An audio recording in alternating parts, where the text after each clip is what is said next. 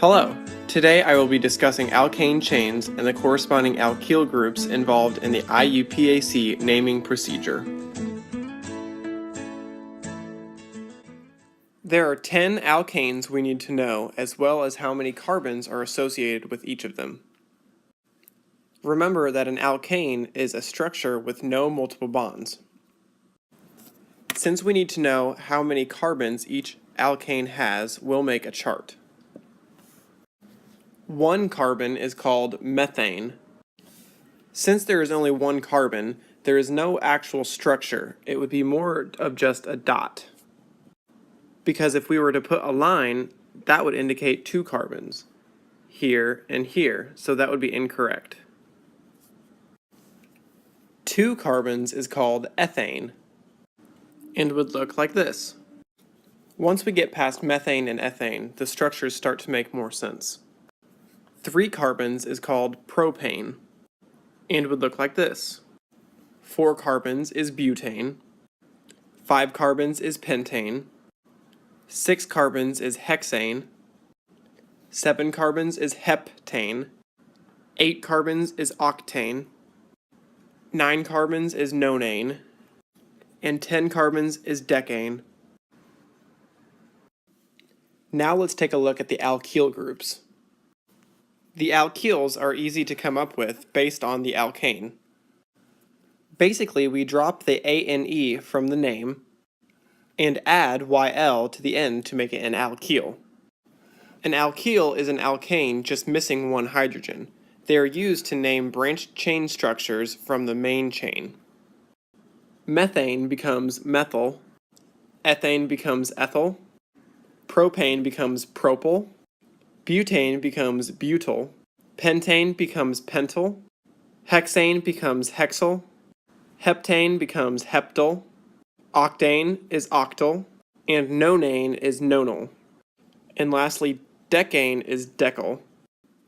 Now this is not a video on how to name the structures, but it is a video that will help prepare you to name structures by knowing the alkane groups and their corresponding alkyl name.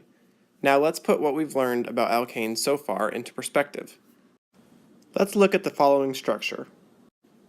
We want to count our longest chain of carbons, so 1, 2, 3, 4, 5, 6, 7, 8, 9.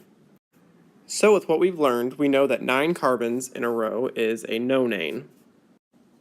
Now we want to look at what branches off of the structure, which is a methane group right here. And we remember, since it's branching off of a longer chain, it's not a methane, but now it's a methyl. Lastly, we need to decide which carbon the methyl group is coming off of. If we count from the right, 1, 2, 3, 4, 5, 6, 7, the methyl group is on carbon number 7. If we start at the other end of the chain, 1, 2, 3, the methyl group is on carbon number 3. You'll learn later in naming rules that you'll want the lowest possible number, so here that would be 3, which makes this structure 3-methylnonane.